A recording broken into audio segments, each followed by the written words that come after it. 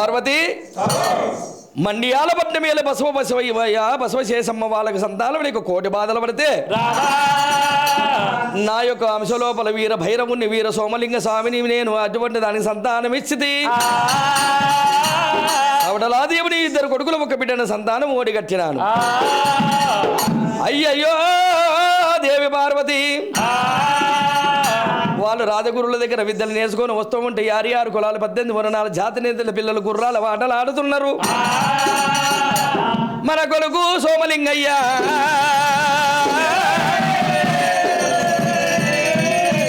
పంచకళ్యాణ గుర్రము కొరకు కఠోరమైన తపద పట్టిండు బామో బామా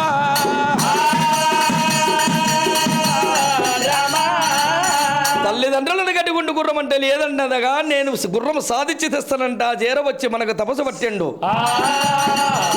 నేను వెళ్ళిపోవాలే పంచకళ్యాణ గుర్రాన్ని నొసంగి రావాలే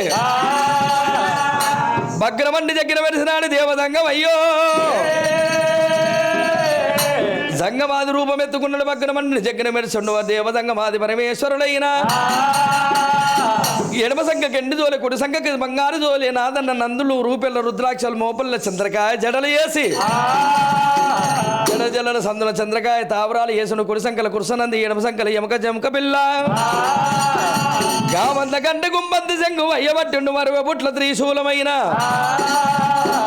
కొడుకు సోమన్న దగ్గరికి వెళ్ళిపోయి అటువంటి వరమును సొక్కుతానన్నాడు గరగర గరగర గంట కొట్టరామయ్య దంగమయ్య శివుడు దంగమయ్యో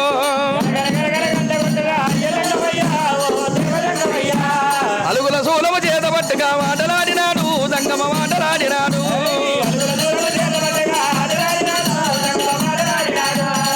ఆ లోకం వదిలిపెట్టరా భూలోకం వచ్చే దంగమ భూలోకం వచ్చే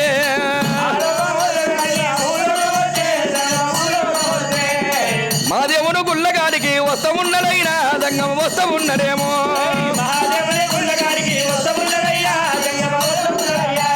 మాదేవుడు గుళ్ళు మండపాల గారికి చేర వచ్చినాడు గరగర గంట కొడి గుమ్మకమ శంఖవాడినాడే